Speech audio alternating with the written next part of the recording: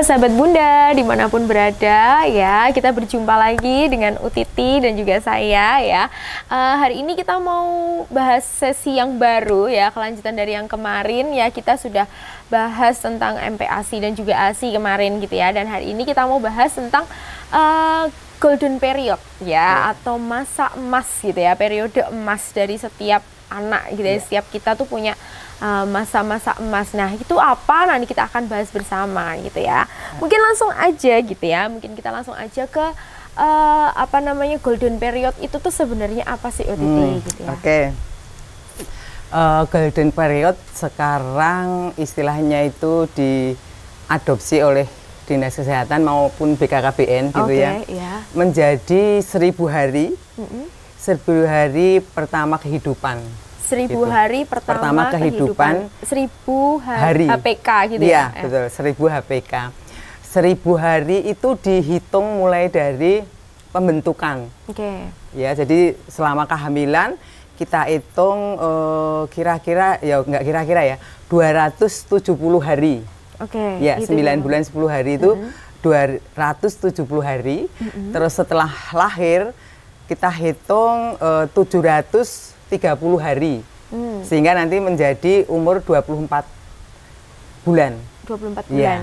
Oh ya. Jadi mulai dari janin itu terbentuk sampai ke anak itu 24 bulan itu yang kita pakai untuk mengatakan bahwa ini dia masuk dalam periode emas gitu. Nah, jadi itu. Fasenya itu mulai dari janin terbentuk sampai 720 hari, maaf sudah.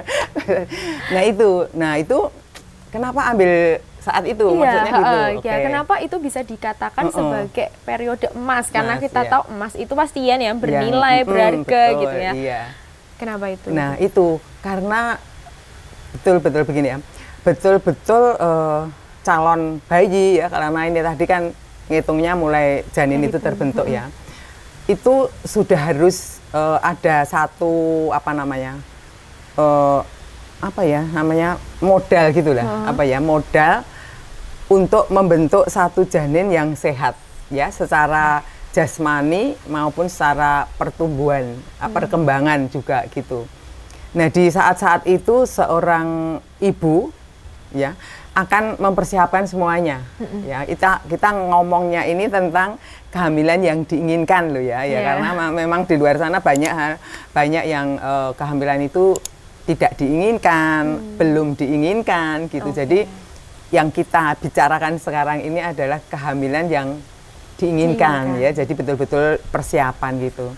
Lah kenapa ini dikatakan emas ya, karena ini betul-betul fase di mana anak ini pembentukannya itu sangat cepat gitu ya, mulai terutama alat-alat vital gitu ya. Jadi ini betul-betul yang bahkan otak manusia itu kan terbentuk di yang percepatannya itu di umur itu gitu ya, maksimal sampai 5 tahun itu bahkan 80% dari pembentukan otak itu ada di fase itu. 80% yang nanti setelah besarnya itu tinggal 20%.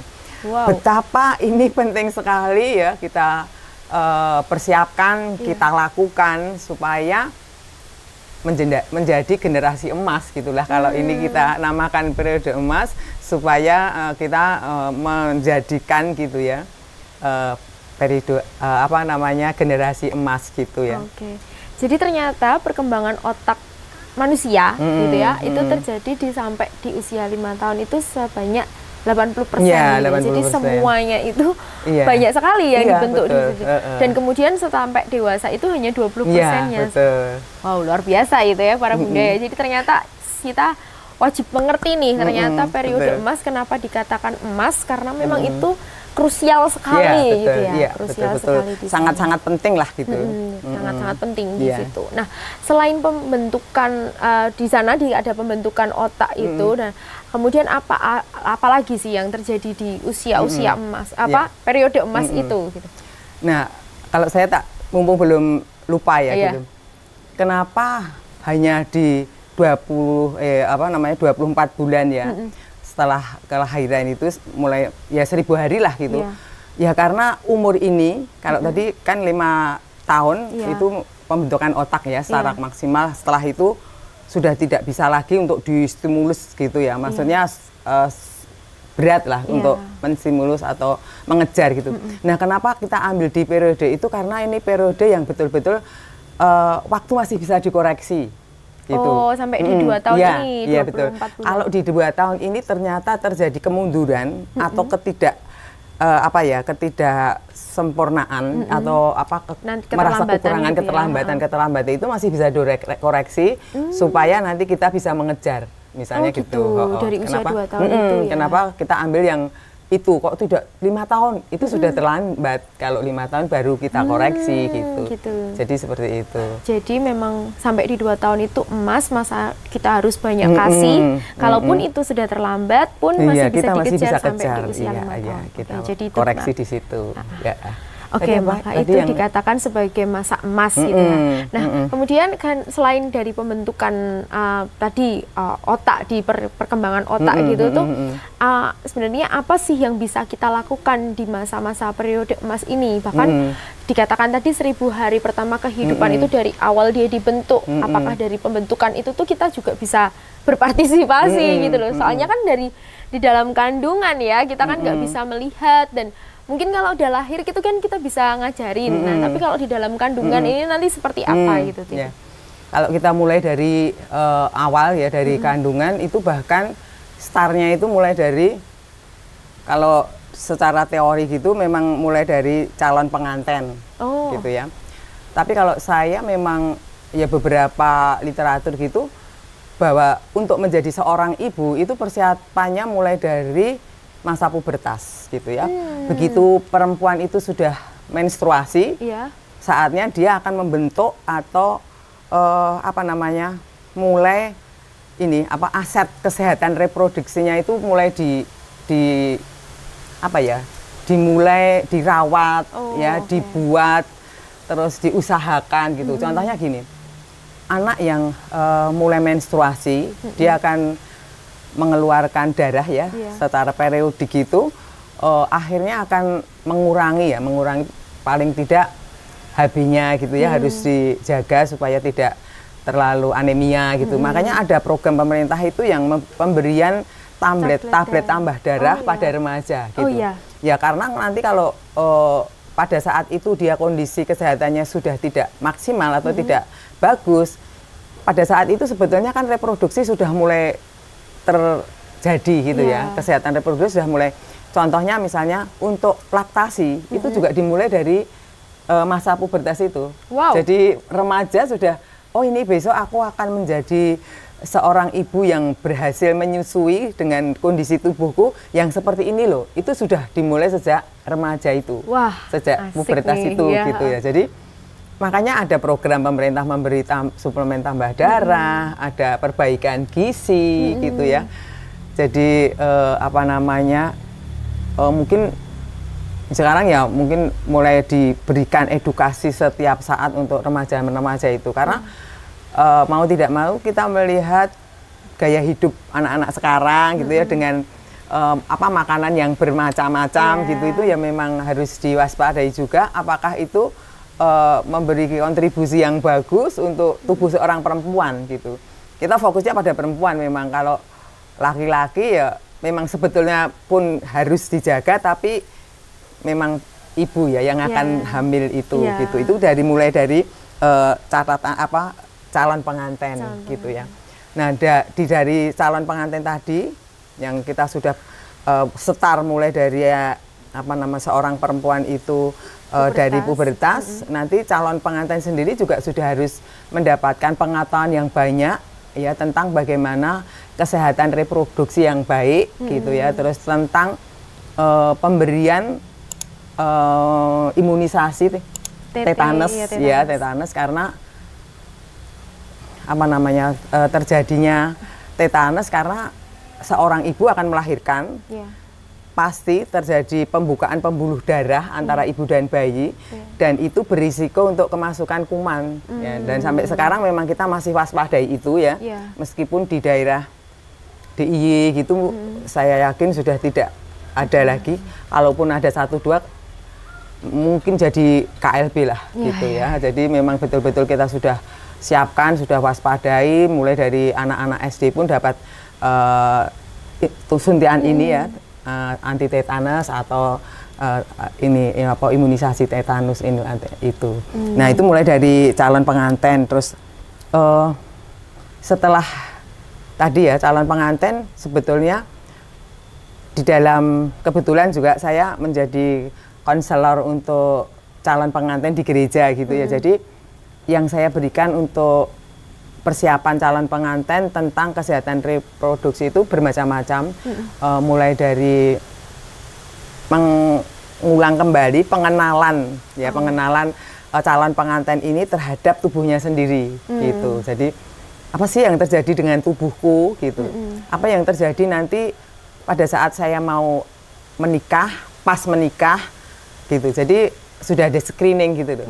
Nah kalau sekarang mungkin malah yuk pada periksa lah apa-apa yang harus diperiksa, HB-nya harus baik dulu gitu ya, terus tidak ada penyakit menular seksual lah gitulah, tidak ada infeksi apapun. Jadi pada saat nanti menikah itu sudah tidak ada masalah di dalam kesehatan reproduksinya, sehingga pada saat dia merencanakan mempunyai anak ya otomatis bisa tercapai gitu ya, supaya nanti jangan-jangan pas ketemu loh kok anu ya ternyata salah satu mengidap ini itu gitu. Dan di dalam konseling yang saya sampaikan itu selain kesehatan reproduksinya juga tentang ber-KB ya, meskipun banyak pasangan ini menikah karena ingin keturunan, tapi tidak menutup mata bahwa pasangan ini belum pengen gitu. Nah, KB seperti apa? Ini agak melenceng ya Bapak ya? Maaf ya. Jadi kalau ada pasangan yang akan menunda, saya akan sampaikan pilihan-pilihan ya, keuntungan maupun kerugian dari apa yang akan dipilih gitu. Misalnya seperti itu. Nah, kalau sudah calon pengantin tadi sudah paham ya dengan kesehatan, apa yang harus dipersiapkan di dalam kehamilan. Nah setelah itu baru nanti masuk ke persiapan tentang ya macam-macam kebutuhan untuk menjadi seorang ibu supaya melahirkan anak yang sehat gitu. Gitu. Jadi golden period itu dimulainya dari justru remaja, dari remaja gitu ya, dan itu itu sangat berperan nanti. Jadi masa pubertasnya seorang wanita itu mempengaruhi golden periodnya si anak itu. Wow, itu amazing banget ya. Entah itu secara nutrisi, asupan ya, entah itu secara pendidikannya dan sebagainya gitu ya. Sampai pada akhirnya ketika hamil gitu ya, sebenarnya apa gitu yang bisa kita lakukan ketika kita hamil untuk mendukung, kan tadi yang di pubertas ini sudah dijelaskan. Nah, di sewaktu kehamilan ini, apa sih yang bisa kita lakukan sebagai seorang ibu kah atau mungkin seorang ayah, calon ayah gitu, untuk kita mempersiapkan generasi emas ini? Itu. Mungkin apa? Ya. Jadi memang apa ya, seorang ibu itu harus bisa melakukan atau apa ya, bisa berfungsi selayaknya seorang ibu gitu. Nah itu kadang-kadang ya memang dilematis ya, antara mengejar karir ya, menata kehidupan supaya sejahtera gitu. Tapi di lain pihak juga mengorbankan masa anak-anak ini gitu. Nah kalau saya ditanya kiat-kiat apa atau usaha-usaha apa ya, maksudnya supaya ibu ini bisa berperan ya di dalam apa namanya masa golden period bisa berperan sehingga golden period ini betul-betul masa ya emas bagi anak itu. Tidak bisa saya menganjurkan seperti matematika ya, 2 tambah 2 4 gitu. Karena sebetulnya pengelolaan atau manajemen itu seni gitu. Jadi seorang ibu berbeda dengan ibu yang lain gitu. Jadi kita punya versi masing-masing, iya gitu. Selama tujuannya itu sama, bahwa saya ingin mempunyai anak yang sehat secara jasmani, rohani, gitu ya. Saya punya kiat dan keyakinan yang berbeda-beda kan, mestinya ya itu ya nanti ya lakukan aja. Selama itu sesuai dengan teori, sesuai dengan kepercayaan itu yang pasti ya, karena pasti akan berbeda dengan satu sama lain gitu. Jadi kalau menurut saya ya memang yang pertama memang jangan lupa selalu mengandalkan Tuhan, yang penting itu ya. Terus setelah itu baru kita lihat teori-teori. Memang teori-teori itu kadang-kadang orang, alah itu kan teori. Tapi teori dilakukan dengan baik, dengan tertib, disiplin, ya pasti akan membuahkan hasil gitu ya. Nah di periode emas ini memang itu tadi, saya bilang nggak bisa 1 tambah 1 gitu. Karena saya yang satu wanita pun punya anak 3 ini dengan 3 seni gitu ya, seni. Wow. Anak pertama seninya berbeda dengan anak yang kedua maupun yang anak ketiga. Dan itu, aduh gimana ya kalau mengatakan harus bagaimana, itu memang kalau secara teori ya, ayah dan ibu saling ada, ya, saling berfungsi pada saat itu juga, pada waktu itu gitu, pada fase itu. Nah, tapi kan tidak bisa untuk seperti itu ya, itu tadi betul. Yang saya sampaikan depan. Nah kalau sudah seperti itu saya memang selalu, kalaupun nanti minta tolong ya akhirnya pada orang lain yang misalnya orang tua bunda-bunda gitu ya, itu jangan orang lain gitu, paling tidak ada orang terdekat dari bunda itu supaya pola asuhnya itu tidak terlalu jauh gitu, melenceng. Jadi itu pun sebetulnya sudah pilihan terakhir ya, karena pilihan pertama memang harus orang tua, tapi pilihan yang terakhir itu. Jadi kiat pertama adalah orang tua harus ada ya, setiap saat, setiap waktu, setiap fase gitu ya. Nah kalaupun nggak ada, dengan segala hal atau ada alasan yang memang krusial banget gitu ya, ya paling tidak orang yang terpercaya, orang dekat kita gitu, supaya kita bisa share kepada mereka yang akan supaya apa yang kamu inginkan, apa yang bunda inginkan itu bisa dilakukan gitu ya. Kalau misalnya diskusilah ya dengan si pengasuh ya, siapapun itu, bahwa nanti anak ini akan seperti ini kebutuhannya ini ya, paling tidak soalnya gini loh, antara bunda-bunda ya zaman sekarang dengan bundanya bunda ini gitu kan sudah berbeda zaman. Jadi memang ada satu hal atau beberapa hal yang harus didiskusikan gitu. Jadi harus ada titik temu bahwa ini kan anakku, terus si apa namanya, misalnya ini orang tuanya bunda sendiri gitu ya, eyangnya gitu. Loh aku kan ya sayang karo ini ya sama putuku. Padahal kan pada saat dia menjadi orang tua dulu, sebetulnya juga disiplin. Tapi begitu dengan cucu, pasti akan ada perubahan gitu. Nah itu yang pertama memang harus didiskusikan ya, apa goalnya itu apa gitu ya. Meskipun akan ada gitu ya, akan ada apa namanya kesenjangan, perbedaan gitu. Tapi ya, nah kalau sudah kok kayaknya aku nggak nyaman ya titip sama ini, ya ayo cari yang lain supaya betul-betul visi misi kita menjadikan anak ini ternyata nggak cuma partai gitu. aja ya, yang butuh visi misi gitu. mengasuh anak di usia jadi, ini betul harus juga ada tujuan kan. Anakku harus seperti apa ya, meskipun nanti Tuhan membawa kemana, tapi paling tidak kita menjadi apa ya, menjadi busur, dan dia anak panah kan, kita busur dan Tuhanlah pemanahnya gitu. Aku jadi kalau ada kayak gitu kadang-kadang sedih apa emosional gitu ya. Jadi kita sebagai busur, anak kita anak panah dan Tuhanlah yang pemanahnya gitu. Jadi segala upaya yang kita lakukan selalu bersandar pada Tuhan yang paling pasti gitu ya, karena tidak mudah. Menjadi orang tua itu tidak mudah, bener, karena berjalannya waktu segala sesuatu bisa berubah, bisa apapun ya, bahkan apa namanya, perkembangan teknologi lah yang belum nanti pergaulan cara berpikir ya gitu. Jadi ya itu kalau saya itu tadi, ini bukan matematika, jadi saya nggak bisa 2 kali 2 4 gitu, tapi ya apa namanya, ya itu tadi bersandar pada Tuhan.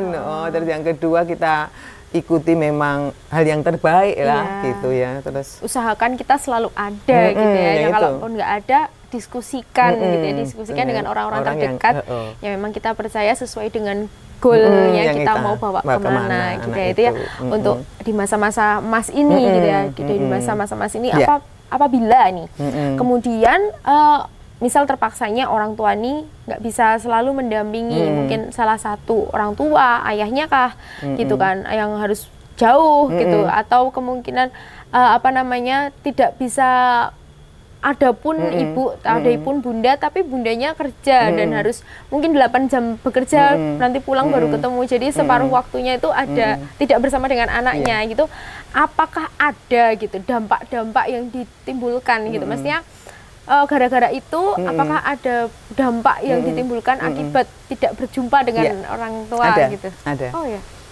Pengalamanku gitu ya, pengalamanku ya sampai ya ini aja nggak apa-apa ya. Maksudnya dari saya punya anak sendiri pun gitu ya, ada periode di mana anak itu ditinggal oleh ayahnya ya di luar kota, kerja di luar 7 tahun waktu itu ya. Itu ada kepribadian yang menurut aku ya memang kok kayak mengganggu ya pada anaknya sendiri maupun lingkungan gitu. Terus bawalah ke psikolog gitu. Jadi memang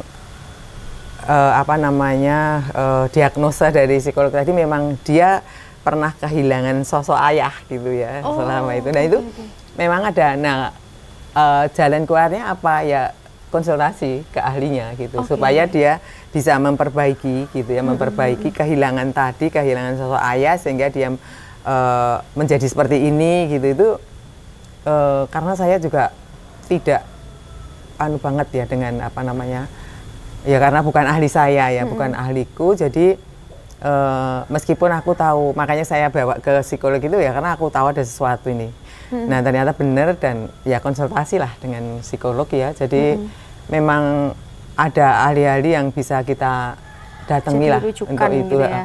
Nah meskipun sehari-hari juga hanya ketemunya dengan orang tuanya ya, entah ibunya entah bapaknya yang berbeda tempat, itu ya memang quality time ya, maksudnya dari pertemuan yang sebentar tadi memang harus betul-betul ini loh anakku, ini loh aku bapakmu gitu, supaya anak itu merasa bahwa bapakku nggak ada karena suatu hal, meskipun waktu di golden period ini nggak tahu ya, tapi begitu ada sosok ayah dia betul-betul merasakan gitu. Nah itu dan kita bisa membentuk memori anak itu di masa periode Mas ini. Lah karena tadi perkembangan otak yang 80% tadi, dia sangat peka, sangat tahu, sangat menyimpan memori itu. Jadi begitu. Jadi mungkin bisa jadi kayak saran gitu ya buat para bunda yang mungkin punya harus bekerja gitu as a working mom. Jadi kayak beri waktu yang berkualitas dan beri memori gitu ya, kayak bentuk memori buat anak-anak gitu ya.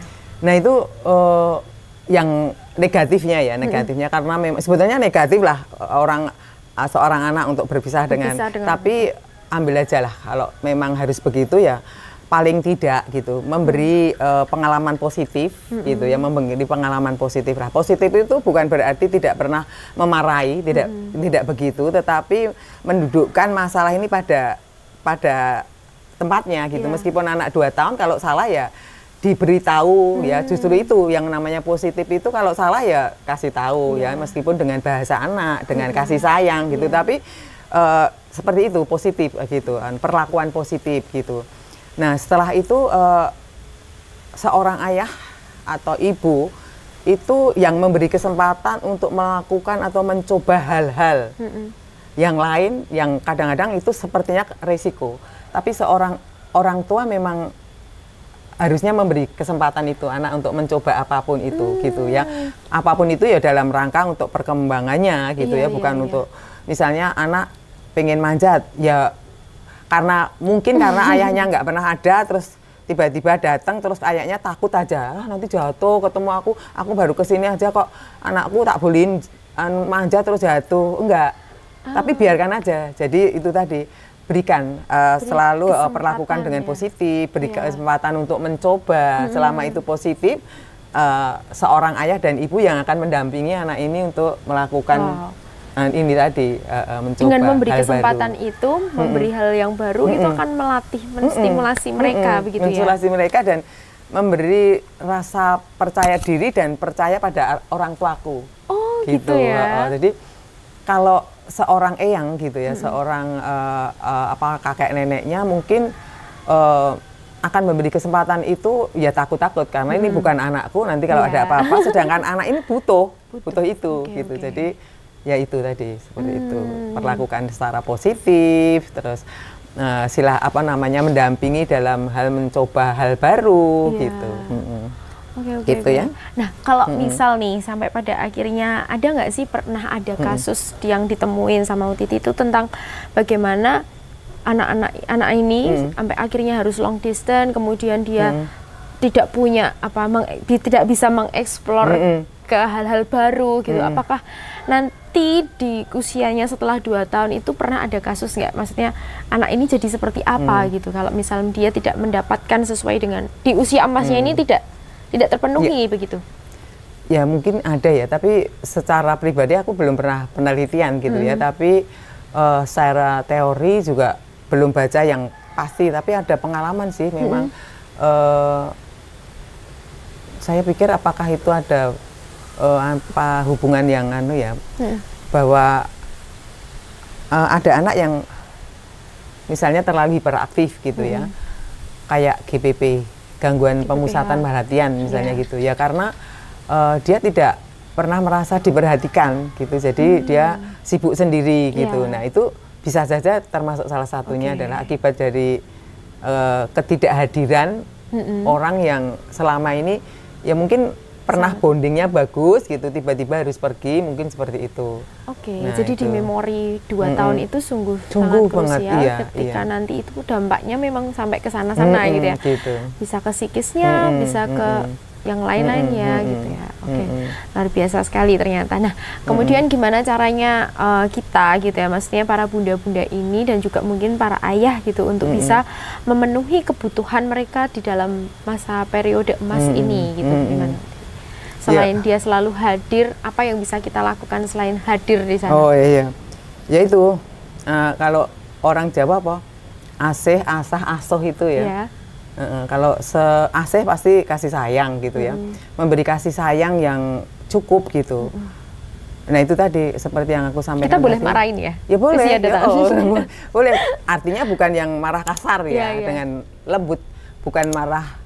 Bahwa ada reaksi, betul ada reaksi, tapi bukan yang berlebihan sampai gitu banget gitu, enggak. Tapi anak ini tahu bahwa ini salah gitu ya, maksudnya tidak boleh dilakukan lagi.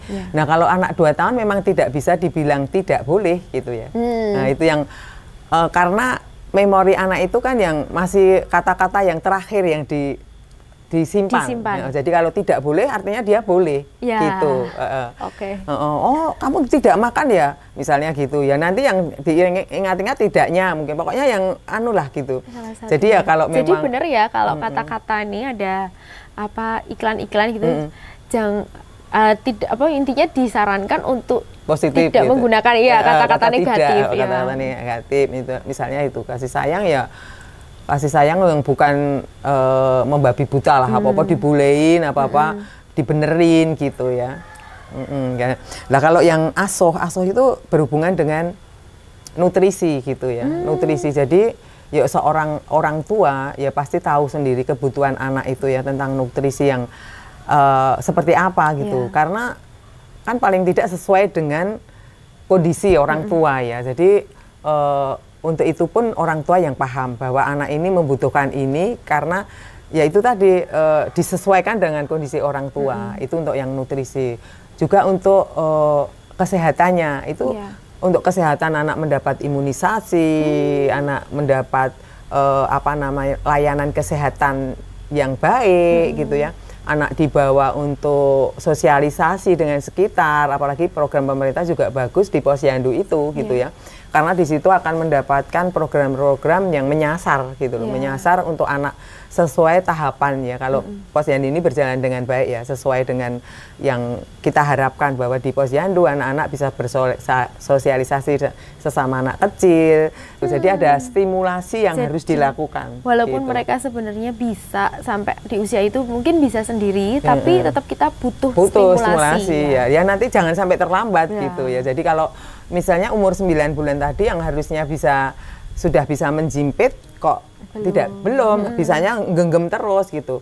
Terus kita kasih apa namanya benda-benda yang bisa dijimpit gitu, nanti kita yang ngasih dalam pengawasan karena itu benda bahaya ya, bisa masuk mulut, bisa masuk hidung gitu.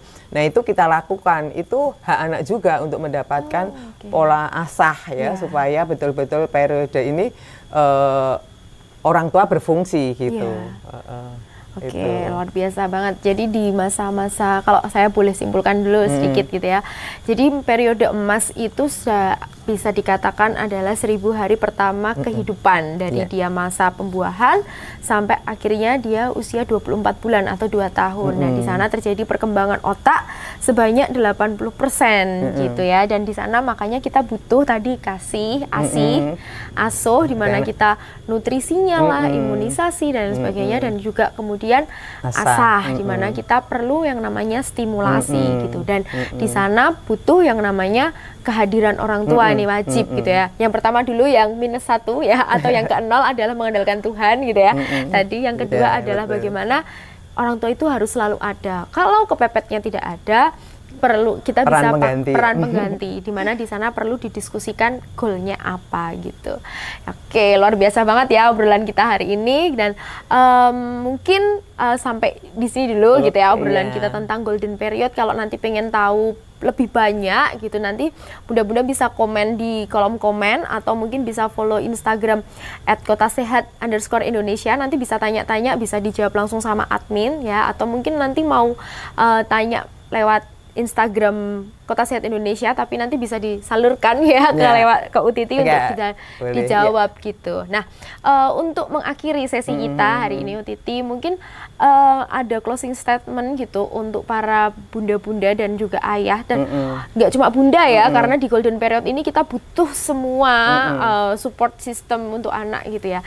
Mungkin buat semua ayah bunda di luar sana yang sedang menghadapi anak-anak di golden period ini, bunda kan jadi UTT mungkin ada closing statement untuk kita semua.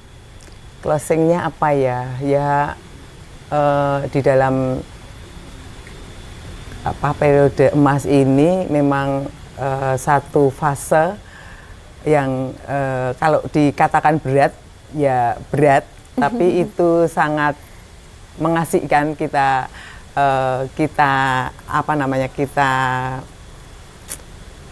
Kita lalui lah, kita lalui, kita jalani. Dan seorang ibu, tidak ada ibu yang bodoh gitu ya, tidak ada ibu yang pinter gitu, tapi ibu yang mau mendengar, mau berbagi, mau belajar gitu, untuk menjadi ibu yang lebih baik. Karena itu kemajuan suatu bangsa terletak di tangan ibu ternyata sebetulnya gitu. Bapak nggak boleh iri loh ya. itu. Jadi bagaimana masa depan bangsa ada di tangan ibu untuk melahirkan ya mulai dari mengandung, melahirkan dan mendampingi anak ini menjadi anak yang sehat gitu. Kalau sebagai orang tua, sebagai bunda, hanya bagaikan busur yang untuk mengarahkan anak panah ini, dan anak panah ini akan melesat sendiri gitu ya, dan Tuhanlah pemanahnya. Terima kasih. Iya, luar biasa. Dan kamu adalah versi terbaikmu gitu ya. Buat bunda-bunda jangan pernah takut gitu ya. Ayo semangat gitu ya. Oke, mungkin terima kasih UTT buat sesi hari ini. Bisa membersamai para bunda-bunda untuk kita belajar bagaimana kita bisa siap dan sigap gitu ya di golden period ini. Semoga semua bunda-bunda di luar sana sehat, dan juga anak-anak boleh melewati masa golden periodnya dengan luar biasa. Oke, sampai jumpa. Sampai Bunda.